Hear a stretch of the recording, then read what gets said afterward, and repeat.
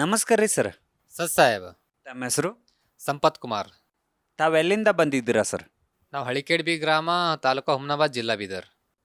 ಸಂತ ರಾಮ್ಪಾಲ್ಜಿ ಮಹಾರಾಜರಿಂದ ನಾಮದೀಕ್ಷೆ ಯಾವಾಗ ಪಡ್ಕೊಂಡ್ರಿ? ಮಾರ್ಚ್ 19ನೇ ತಾರೀಕು 2024.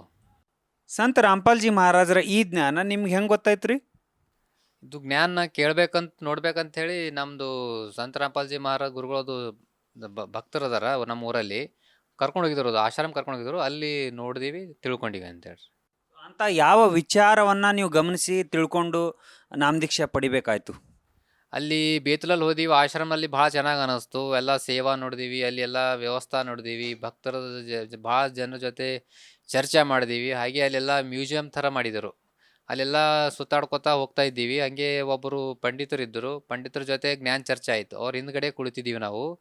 ಅವ್ರದ್ದು ಏನೇ ಕ್ವಶನ್ ಇತ್ತು, ಯಾವುದೇ ಥರ ಯಾವ ರೀತಿ ಭಕ್ತಿ ಮಾಡಬೇಕು, ಯಾವ ರೀತಿ ಮೋಕ್ಷ ಪಡಿಬೇಕು, ಮಾನವ ಜನ್ಮ ಸಿಕ್ಕಿದೆ ಅದಕ್ಕೆ, ಯಾವ್ಯಾವ ರೀತಿ ಏನೇನು ಮಾಡ್ತಾ ಇದ್ದೀವಿ, ಏನು ತಪ್ಪು ಮಾಡ್ತಾ ಇದ್ದೀವಿ ಅಂತೇಳಿ ಎಲ್ಲ ಅಲ್ಲಿ ಚರ್ಚೆ ಆಗ್ತಾಯಿತ್ತು ಅಲ್ಲಿ ಒಂದು ಸಭಾದಲ್ಲಿ.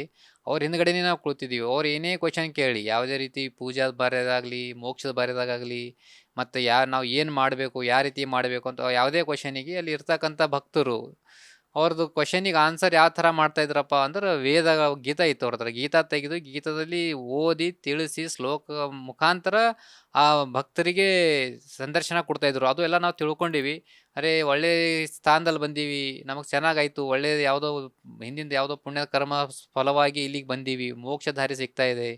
ಯಾವಾಗ ಮನುಷ್ಯನ ಮೃತ್ಯು ಆಗ್ತದೆ ಗೊತ್ತಿಲ್ಲ, ಕ್ಷಣದಲ್ಲೇ ಮೃತ್ಯು ಆಗ್ಬೋದು. ಅದಕ್ಕೆ ಫಸ್ಟಾಗಿ ಏನು ಮಾಡಿದೀವಿ, ದೀಕ್ಷೆ ಪಡಿಲಿಕ್ಕೆ ಒಂದು ಪ್ರೇರಣೆ ಸಿಕ್ತು. ಆ ಪ್ರೇರಣೆ ಪ್ರಕಾರ ತಕ್ಷಣವಾಗಿ ಆ ಚರ್ಚೆ ಆದ ತಕ್ಷಣವೇ ದೀಕ್ಷಾ ತೊಗೊಂಡಿವಿ. ದೀಕ್ಷಾ ತೊಗೊಂಡು ಸಂತ ರಾಮಪಾಲ್ಜಿ ಮಹಾರಾಜರ ಶರಣದಲ್ಲಿ ಬಂದು ಭಕ್ತಿ ಮಾರ್ಗದಾಗ ಭಕ್ತಿ ಸರಳವಾಗಿ ಮೋಕ್ಷ ಪಡೆಯೋ ದಾರಿ ಸಿಕ್ಕಿದೆ ಅಂತ ತಿಳ್ಕೊಂಡು ಸರಳಾಗಿ ಭಕ್ತಿ ಮಾಡ್ತಾ ಇದ್ದೀವಿ ಇವಾಗ. ಹಾಗಾದರೆ ಸಂತ ರಾಮ್ಪಾಲ್ಜಿ ಮಹಾರಾಜರ ಶರಣದಲ್ಲಿ ಬರೋ ಮುಂಚೆ ಯಾವೆಲ್ಲ ರೀತಿಯ ಭಕ್ತಿ ಸಾಧನೆಯನ್ನು ನೀವು ಮಾಡ್ತಾ ಇದ್ರಿ? ನಾವು ಹಿಂದೂ ದೇವಿ ದೇವತೆಗಳ ಪುರಾಣ, ಅದರಲ್ಲಿ ನಾನು ವಿಶೇಷವಾಗಿ ಗಣೇಶಿ ಭಗವಾನರ ಪರಮ ಭಕ್ತ. ಅವ್ರದ್ದು ಪೂಜೆ ಮಾಡ್ಲಿಕ್ಕೆ ಭಾಳ ಇಷ್ಟ ನಾನು. ಅವ್ರದ್ದು ಗುಡಿ ಸೇವಾ ಆಯಿತು, ಅವ್ರದ್ದು ಪೂಜೆ ಆಯಿತು, ವರ್ಷಕ್ಕೆ ಗಣೇಶಿ ಸ್ಥಾಪನ ಆಯಿತು, ಅವ್ರದ್ದೆಲ್ಲ ಕಾರ್ಯಗಳು ಚಂದ ಏನೇ ಇರಲಿ ಅದು ಎಲ್ಲ ಮಾಡಿಕೊಂಡು, ಅದರ ಜೊತೆ ಮನೆ ಪೂಜೆ, ಮನೆ ದೇವರು ರೇವಣ ಸಿದ್ದೇಶ್ವರ ಸ್ವಾಮೀಜಿ ಭಗವಾನ ಪೂಜೆ, ಹುಣ್ಣಿ ಅಮಾವಾಸ್ಯೆ ಮತ್ತು ಎಲ್ಲ ಹಬ್ಬಗಳು ಆಚರಣೆ ಎಲ್ಲ ಮಾಡ್ತಾಯಿದ್ದೀವಿ. ಮತ್ತು ಎಲ್ಲ ಯಾವುದೇ ಹಬ್ಬ ತಪ್ಪಲಾರ್ದೆ ಮಠಕ್ಕೆ ಹೋಗೋದು, ಗುರುಗಳ ಶರಣದಲ್ಲಿ ಹೋಗೋದು, ಪಾದ ಬೂಳೋದು, ಪಾದ ಪೂಜೆ ಮಾಡೋದು, ಯಾವ್ಯಾವ ಇದು ಹಿಂದೂ ಧರ್ಮದ ಪ್ರಕಾರ ಎಷ್ಟೆಲ್ಲ ಪೂಜಾ ವಿಧಿ ಇದೆ ಅಷ್ಟೆಲ್ಲ ತಿಳ್ಕೊಂಡು, ಮತ್ತೊಬ್ರದ್ದೆಲ್ಲ ಹಿರುಗಳದೆಲ್ಲ ಕೇಳ್ಕೊಂಡು, ನಮ್ಮ ಹಿರುಗಳು ಹೋಗ್ತಕ್ಕಂಥ ದಾರಿಯಲ್ಲಿ ಹೋಗಿ ಪೂಜೆ ಎಲ್ಲ ಮಾಡ್ತಾಯಿದ್ದೀವಿ. ನಾವು ಒಂದೂ ಬಿಡ್ತಾ ಇರಲಿಲ್ಲ.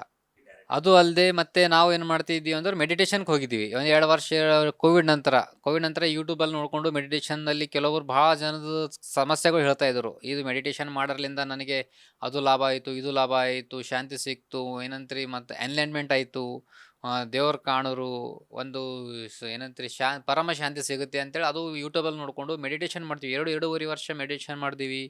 ಮತ್ತು ಮೆಡಿಟೇಷನ್ ಏನದಕ್ಕೆ ಕೇಂದ್ರಕ್ಕೆ ಹೋದೀವಿ, ಅಲ್ಲೆಲ್ಲ ಧ್ಯಾನ ಮಾಡಿದೀವಿ, ಸೇವಾ ಮಾಡಿದೀವಿ, ಎಲ್ಲ ಮಾಡಿದೀವಿ. ಅದನ್ನು ನೋಡ್ಕೊಂಡಿವಿ. ಅದನ್ನು 2.5 ವರ್ಷ ಮಾಡಿದೆ ಆ ಸಾಧನನು ನಾನು. ಅದು ಅಲ್ಲದೆ ಸಿದ್ದೇಗೌಡ ಅಜ್ಜರ್, ನಮ್ಮ ಊರ ಪಕ್ಕದಲ್ಲೇ ಸಿದ್ದೇಗೌಡ ಸ್ವಾಮಿ ಜನ್ಮಸ್ಥಾನ ಇದೆ, ಚಳಕಾಪುರ ಅಂತೇಳಿ. ಅಲ್ಲಿ ಮಠನೂ ಇದೆ. ಆ ಮಠಕ್ಕೆ ಪ್ರತಿ ಸೋಮವಾರ ಹೋಗ್ತಿದ್ದೀವಿ, ಮತ್ತು ಸೋಮವಾರ ಉಪವಾಸ ಮಾಡ್ತಾ ಇದ್ದೀವಿ. ಮತ್ತು ಅದಕ್ಕಿಂತ ಮುಂಚೆ ನರೇಂದ್ರ ಮಹಾರಾಜ್ ಗುರುಗಳ ಶರಣದಲ್ಲಿ ಹೋಗಿದ್ದೀವಿ. ಅಲ್ಲಿ ಎಲ್ಲ ಅವ್ರದ್ದು ಆಶ್ರಮಕ್ಕೆ ಹೋಗಿ ಅಲ್ಲೆಲ್ಲ ತಿರುಗಾಡಿ ಪೂಜೆ ಪುನಸ್ಕಾರ, ಗುಡಿ ಸುತ್ತ ಹಾಕೋದು, ಪಾಲಕಿ ಉತ್ಸವದಲ್ಲಿ ಹೋಗೋದು, ಎಲ್ಲ ರೀತಿ ಜಾತ್ರೆಗಳು, ಮಹೋತ್ಸವ, ದೇವ್ರ ಮಹೋತ್ಸವ. ಮತ್ತು ನಮ್ಮ ಊರಲ್ಲಿ ಪ್ರಸಿದ್ಧ ದೇವಸ್ಥಾನ ಇದೆ, ಸೀಮೆನಾಗೇಶ್ವರ. ಆ ದೇವಸ್ಥಾನಕ್ಕೂ ಪ್ರತಿ ವರ್ಷ ನಡ್ಕೋತ ಹೋಗ್ತಿದ್ವಿ ಶ್ರಾವಣದಲ್ಲಿ. ಬೆಳಿಗ್ಗೆ 5 ಗಂಟೆ ಎದ್ದು ಜಳಕ, ಮನೆ ಪೂಜೆ ಎಲ್ಲ ಮಾಡಿಕೊಂಡು ನಡ್ಕೋತ ಅಲ್ಲೂ ಹೋಗೀವಿ. ಅಲ್ಲೂ ಭಾಳ ಏನೋ ಒಂದು ಒಳ್ಳೇದಾಗ್ತದ, ಮೋಕ್ಷ ಪಡೆಯೋಣ, ಮನುಷ್ಯನ ಜನ್ಮ ಸಿಕ್ಕಿದೆ, ಭಕ್ತಿ ಪೂಜೆ ಮಾಡೋಕೆ. ಸಿದ್ಧಾರೂಢ ಸ್ವಾಮೀಜಿಗಳು ಹೇಳ್ತಾಯಿದ್ರು, ಕಾಲು ಸಿಕ್ಕ್ಯದ ಗುಡಿ ಸುತ್ತಾಡಕ್ಕಂತ ಹೇಳಿ, ಕೈ ಇದೆ ಕೈ ಮುಗಿದು ಇಡ್ಲಿಕ್ಕೆ, ಬಾಯಿ ಸಿಕ್ಕ್ಯದಂದ್ರೆ ಮಂತ್ರ ಜಪ ಮಾಡ್ಬೇಕಂತ ಹೇಳಿ. ಅದೆಲ್ಲ ತಿಳ್ಕೊಂಡು ಗುರುಗಳ ಪ್ರವಚನ ಕೇಳ್ಕೊಂಡು ಎಲ್ಲ ಆದಷ್ಟು ಭಕ್ತಿ ಮಾರ್ಗದಲ್ಲಿ ಇದ್ದೀವಿ ನಾವು. ಮುಂಚೆ ಯಾವ ಮಂತ್ರಗಳನ್ನು ನಾಮಸ್ಮರಣೆ ಮಾಡ್ತಿದ್ರಿ ನೀವು? ಗುರುಗಳು ಹೇಳ್ತಕ್ಕಂಥ ಮಂತ್ರ ಹೆಂಗೆ ಮಾಡ್ತಿದ್ವಿ ಅಂದ್ರೆ, ಓಂ ನಮಃ ಶಿವಾಯ ಹೇಳ್ತಿದ್ವಿ, ಓಂ ಗಣೇಶಾಯ ನಮಃ, ಗಣಪತೇ ನಮಃ ಅಂತಿದ್ವಿ. ಮತ್ತು ಓಂ ಸಿದ್ಧಾರೂಢಾಯ ನಮಃ. ನಮಗೆ ಏನೇನು ತಿಳಿತು, ನಮಗೆ ಏನೇನು ತಿಳಿದ್ರೆ ಯಾರು ಏನೇನು ಹೇಳ್ತಿದ್ದಾರೋ, ಯಾವ ಗುರುಗಳು ಇದು ಮಾಡ್ರಿ, ಇದು ಮಂತ್ರ ಪಠನ ಮಾಡ್ರಿ ಒಳ್ಳೇದಾಗ್ತಂದ್ರೆ ಅದು ಮಂತ್ರ ಮಾಡ್ತಿದ್ದೀವಿ. ಯಾರೋ ಒಬ್ಬರು ಭವಿಷ್ಯ ಹೇಳ್ತಕ್ಕಂಥವ್ರು ಇದು ಮಂತ್ರ ಹೇಳ್ರಿ, ನಮ್ಮ ಭವಿಷ್ಯ ನೋಡಿ, ಕೈ ನೋಡಿ, ಕುಂಡ್ಲಿ ನೋಡಿ ಹೇಳ್ತಾಯಿದ್ರು, ಇದು ಮಂತ್ರ ಮಾಡಿರಿ, ಅದು ಮಂತ್ರ ಜಪ ಮಾಡ್ತಾ ಇದ್ದೀವಿ. ಯಾರು ಏನು ಹೇಳಿದ್ರು ಅದು ಮಾಡ್ತಾ ಇದ್ದೀವಿ ನಾವು. ಯಾವುದು ತಪ್ಪು ಬಿಡ್ತಾನೆ ಇರಲಿಲ್ಲ. ಯಾ ಗುರುಗಳು ಏನೇ ಹೇಳಲ್ಲ, ಒಳ್ಳೇದಾಗ್ತದಪ್ಪ ಅಂದ್ರೆ ಅದು ಸ್ಟಾರ್ಟ್ ಮಾಡಿಬಿಡ್ತಿದ್ದೀವಿ ನಾವು. ಸೊ ಇದೆಲ್ಲದರಿಂದ ಯಾವೆಲ್ಲ ಲಾಭಗಳು ನಿಮ್ಗೆ ಆಗ್ತಿದ್ವು? ಲಾಭನ ಅಬ್ಸರ್ವ್ ಮಾಡಿಲ್ಲ ನಾವು, ಬಟ್ ಒಳ್ಳೇದಾಗ್ತದ ಈಗ ನಾಳೆಗೆ ಆಗ್ತದ, ಹಾಗೆ ಆಗ್ತದ. ಯಾಕೆ ಮಾಡ್ತಾ ಇರೋ ಕೆಲಸ ಪರಮಾತ್ಮನ ಕೆಲಸ ಮಾಡ್ತಿದ್ವಿ, ದೇವ್ರ ಕೆಲಸ ಮಾಡ್ತಿದ್ವಿ, ಗುರುಗಳು ಹೇಳಿದಕ್ಕಂಥ ಕೆಲಸ ಮಾಡ್ತಾ ಇದ್ದೀವಿ. ಅದಕ್ಕಾಗಿ ಯಾವುದೇನು ಲಾಭ ಏನು ಆಗಲಿಲ್ಲ ನಮಗೆ, ಅಂತ ಹೇಳ್ಕೋ ಥರ ಏನು ಲಾಭ ಆಗಲಿಲ್ಲ. ಹಾಗಾದರೆ ಸಂತ ರಾಮ್ಪಾಲ್ಜಿ ಮಹಾರಾಜರು ದೇವಿ ದೇವತೆಗಳ ಪೂಜೆಯನ್ನು ಬಿಡಿಸ್ತಾರಾ? ಬಿಡಿಸಂಗಿಲ್ಲ. ದೇವಿ ದೇವತೆಗಳ ಪೂಜೆ ಯಾವ ರೀತಿ ಮಾಡೋ ವಿಧಾನಗಳು ಸರಿಯಾಗಿ ತಿಳಿಸಿ ಮತ್ತು ವೇದಗಳ ಮುಖಾಂತರ, ಪುರಾವೆಗಳ ಮುಖಾಂತರ ತಿಳಿಸಿ ಕೊಡ್ತಾರೆ. ಅವ್ರು ನೋಡಿ ಯಾವ ದೇವಿ ದೇವತೆಗಳು ಪೂಜಿಸಂಗಿಲ್ಲ. ನಾವು ದಸರಾ ಹಬ್ಬ ಬಂದರೆ ದುರ್ಗಾ ಮಾತಾ ಪೂಜೆ ಮಾಡ್ತೀವಿ, ದುರ್ಗಾ ಮಾತಾ ಪೂಜೆ ಅವ್ರು ಮಂತ್ರ ಕೊಡ್ತಾರೆ. ಗಣೇಶ ಚತುರ್ಥಿ ಬಂದಾಗ ಗಣೇಶ್ ಪೂಜೆ ಮಾಡ್ತೀವಿ, ಗಣೇಶ್ ಮಂತ್ರಜಿ ಕೊಡ್ತಾರೆ. ಮತ್ತು ಅದು ಬ್ರಹ್ಮ ಸಾವಿತ್ರಿ ಪೂಜೆ ಮಾಡ್ತೀವಿ, ಬ್ರಹ್ಮ ಸಾವಿತ್ರಿ ಮಂತ್ರ ಕೊಡ್ತಾರೆ. ಶಿವ ಪಾರ್ವತಿ ಶ್ರಾವಣ ಮಂತ್ರ ಶಿವ ಪಾರ್ವತಿಗೆ ನೆನಿತೀವಿ, ಶಿವ ಪಾರ್ವತಿ ಪೂಜೆ ಮಾಡಬೇಡ್ರಿ ಇದು ಏನಂತೀರಿ ಮಂತ್ರ ಕೊಡ್ತಾರೆ. ಅದೇ ಅಲ್ಲದೆ ಮತ್ತು ಲಕ್ಷ್ಮೀ ಪೂಜೆ ಮಾಡ್ತೀವಿ, ಲಕ್ಷ್ಮೀ ಪೂಜೆಲಿಂದ ಏನು ಉಪಯೋಗ ಲಾಭ ಆಗಂಗಿಲ್ಲ, ದುಡ್ಡು ವೆಚ್ಚ ಆಗುತ್ತೆ, ನೀವು ಏನದ ಮಂತ್ರ ಕೊಡ್ತಾರೆ. ಈ ರೀತಿ ಮಂತ್ರ ಕೊಟ್ಟು ವಿಷ್ಣು ಪೂಜೆ ಆಯಿತು, ಲಕ್ಷ್ಮೀ ಪೂಜೆ ಆಯಿತು, ಎಲ್ಲ ದೇವತೆಗಳು ಭೂಮಿ ಮೇಲೆ ಏನು ಇದ್ದಾರೆ ಎಲ್ಲ ದೇವತೆಗಳದ್ದು ಮಂತ್ರ ಕೊಡ್ತಾರೆ. ವಿಧಿ ಪ್ರಕಾರ ಕೆಲಸ ಮಾಡಕ್ಕೆ ಹೇಳ್ತಾರೆ. ಮತ್ತು ವಿಧಿನೂ ಅವ್ರಿಗೆ ಇಷ್ಟ ಬಂದಂಗೆ ಹೇಳಂಗಿಲ್ಲ. ವೇದ ಪುರಾಣ ಗೀತದಲ್ಲಿದೆ, ಸ್ಪಷ್ಟ ತಿಳಿಸಿ ಹೇಳ್ತಾರೆ ಅಷ್ಟೇ ರೀ. ಹಾಗಾದರೆ ಸಂತ ರಾಮ್ಪಾಲ್ಜಿ ಮಹಾರಾಜರು ಶರಣದಲ್ಲಿ ಹೋದ್ಮೇಲೆ ನಿಮಗೆ ಯಾವೆಲ್ಲ ರೀತಿಯ ಲಾಭಗಳಾಗಿದೆ? ಈಗ ನಾವು ಗುರುಗಳ ಶರಣದಲ್ಲಿ ಬಂದು 4-5 ತಿಂಗಳಾಯ್ತು ಸುಮಾರು. ಇವಾಗ ನಮಗೆ ನೋಡಿ ಮನಃಶಾಂತಿ ಇದೆ, ಒಳ್ಳೆಯ ಮಾರ್ಗ ಸಿಕ್ಕಿದೆ, ಒಳ್ಳೆ ರೀತಿಯಿಂದ ಭಕ್ತಿ ಮಾಡ್ತಾ ಇದ್ದೀವಿ. ಭಕ್ತಿ ಮಾಡ್ತಾ ಮಾಡ್ತಾ ನಮಗೂ ಕೆಲಸಗಳು ಆಗ್ತಾ ಇದ್ದಾವೆ. ಮತ್ತು ನಮಗೂ ಬ್ಯಾಕ್ ಪೇನ್ ಇತ್ತು, ಅದು ಕಮ್ಮಿ ಆಗ್ತಾ ಇದೆ. ತಲೆ ಬ್ಯಾನಿ ಇತ್ತು, ಕಮ್ಮಿ ಆಗ್ತಾ ಇದೆ. ಯಾವುದೇ ರೀತಿ ಟೆನ್ಷನ್ ಇಲ್ಲ, ಆರಾಮಾಗಿದ್ದೀವಿ. ಒಂದು ಏನೋ ಒಳ್ಳೆ ಮಾರ್ಗ ಸಿಕ್ಕಿದೆ. ಮುಂದೆ ಬರ್ತಕ್ಕಂಥ ದಿನಗಳು ಒಳ್ಳೇದಾಗುತ್ತೆ, ನಮಗೂ ಒಳ್ಳೇದಾಗ್ತದೆ. ಹಾಗಾಗಿ ತಿಳ್ಕೊಂಡು ಭಕ್ತಿ ಮಾರ್ಗದಲ್ಲಿ ಇದ್ದೀವಿ. ಮತ್ತು ಮೋಕ್ಷ ಒಳ್ಳೆಯದು ಕೆಲಸ ಇವೆಲ್ಲ ತಾತ್ಕಾಲಿಕ ಇದೆ. ಬಟ್ ಮೇನ್ ಹೆಂಗಿದೆ ಅಂದ್ರೆ ಮೋಕ್ಷ ಪಡೆದಕ್ಕಂಥ ದಾರಿ ಸಿಕ್ಕಿದೆ. ಮೋಕ್ಷ ಪಡ್ಲಿಕ್ಕೆ ಒಂದು ಅವಕಾಶ ಕೊಟ್ಟಿದ್ದಾರೆ ಪರಮಾತ್ಮ. ಹಾಗಾಗಿ ಶರಣದಲ್ಲಿ ಬಂದು ಭಾಳ ಒಳ್ಳೆಯದಾಗಿದೆ ನಮಗೆ. ಒಂದು ವೇಳೆ ಜನಸಾಮಾನ್ಯರು ಕೂಡ ಈ ಜ್ಞಾನವನ್ನು ತಿಳ್ಕೊಳ್ಬೇಕಂದ್ರೆ ಯಾಕೆ ತಿಳ್ಕೊಳ್ಬೇಕು ಅಂತೀರಾ? ಯಾಕೆ ತಿಳ್ಕೊಬೇಕಾಗ್ತದೆ? ನಮ್ಮ ಧರ್ಮದ ಆಧಾರ ಸ್ತಂಭ ಇರೋದು ಗೀತಾ. ಗೀತಾದಲ್ಲಿ ಎಲ್ಲ ನಮ್ಮ ಗುರುಗಳು ಅದಾರ, ಭಾಳ ಜನ ಗುರುಗಳು ಅದಾರ, ಮಠ ಇದೆ. ಬಟ್ ಯಾರು ಗೀತಾದಲ್ಲಿ ತೆಗೆದು ಗೀತಾ ವಿಶ್ಲೇಷಣೆ ಮಾಡಿ ವಿಸ್ತಾರವಾಗಿ ತಿಳಿಸಿ ಹೇಳಂಗಿಲ್ಲ.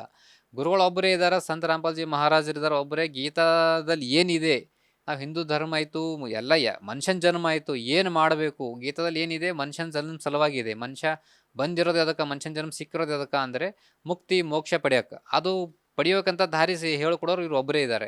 ಎಲ್ಲರೂ ಇದ್ದಾರೆ, ಹೇಳ್ತಾ ಇದ್ದಾರೆ, ಪೂಜೆ ಹೇಳ್ತಾ ಇದ್ದಾರೆ, ಅದು ತಾತ್ಕಾಲಿಕವಾಗಿ ಹೇಳ್ತಾ ಇದ್ದಾರೆ. ಬಟ್ ಅದು ಎಲ್ಲಿವರೆಗೆ ಯಾರಿಗೆ ಎಷ್ಟು ಲಾಭ ಆಗುತ್ತೆ ಗೊತ್ತಿಲ್ಲ. ಬಟ್ ಪರ್ಮನೆಂಟ್ ಲಾಭ ಆಗತಕ್ಕಂಥ ದಾರಿ ಹೇಳ್ಕೊಡೋರು ಸಂತ ರಾಮ್ಪಾಲ್ಜಿ ಮಹಾರಾಜ್ ಒಬ್ಬರೇ ಇದ್ದಾರೆ. ಅದು ಮತ್ತು ಮನ್ನ ಬಂದಂತೆ ಹೇಳ್ತಾ ಇಲ್ಲ. ಗೀತಾ ವೇದ ಪುರಾಣದಲ್ಲಿ ಏನಿದೆ ಸ್ಪಷ್ಟವಾಗಿ ತಿಳಿಸಿ ತೋರಿಸಿ ಓದಿ ಹೇಳ್ತಾ ಇದ್ದಾರೆ. ಅದಕ್ಕಾಗಿ ಎಲ್ಲರೂ ಇದರಲ್ಲಿ ಬಂದು ತಿಳ್ಕೊಂಡು ಓದಿ ಒಂದೊಂದು ಹೆಜ್ಜೆ ಇಕ್ಬೇಕಂತೇಳಿ ಒಂದು ಅನಿಸಿಕೆ.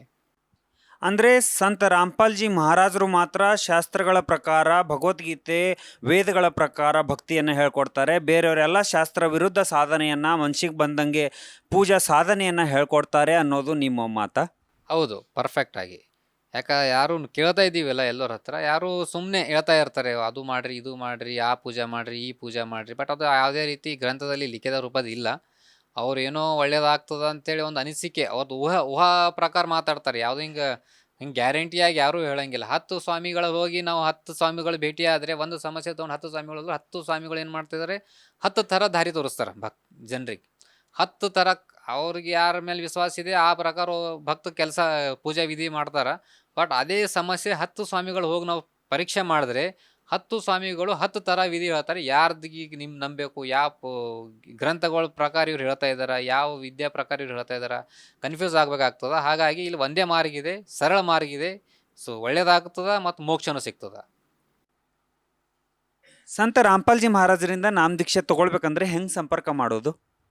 ಸಂತ ರಾಮ್ಪಾಲ್ಜಿ ಮಹಾರಾಜರ ದೀಕ್ಷಾ ತಗೋಬೇಕಾದ್ರೆ ಎಲ್ಲ ಚಾನೆಲ್ದಲ್ಲಿ ಸೋಷಿಯಲ್ ಮೀಡಿಯಾದಲ್ಲಿ ಒಂದು ನಂಬರ್ ಸಿಗುತ್ತೆ. ತೆಳಗಡೆ ನೀಲಿ ಎಲ್ಲೋ ಬ್ಲಾಕ್ನಲ್ಲಿ ನಂಬರ್ ಬರುತ್ತೆ. ಆ ನಂಬರ್ಗೆ ಸಂಪರ್ಕ ಮಾಡ್ಬೋದು, ಮಿಸ್ ಕಾಲ್ ಮಾಡ್ಬೋದು, ಬುಕ್ ಪಡಿಬೋದು. ಆ ನಂಬರ್ ಕಾಲ್ ಮಾಡಿಕೊಂಡು ಮಾತಾಡಿದ್ರೆ ನಿಮಗೆಲ್ಲ ಮಾಹಿತಿ ಕೊಡ್ತಾರೆ. ಸರಳಾಗಿ ನಿಶುಲ್ಕವಾಗಿ ನಾಮದಾನ ಕೇಂದ್ರಕ್ಕೆ ಹೋಗಿ ದೀಕ್ಷಾ ಪಡಿಬೋದು. ಧನ್ಯವಾದಗಳು ಸರ್. ಸತ್ ಸಾಹೇಬ್.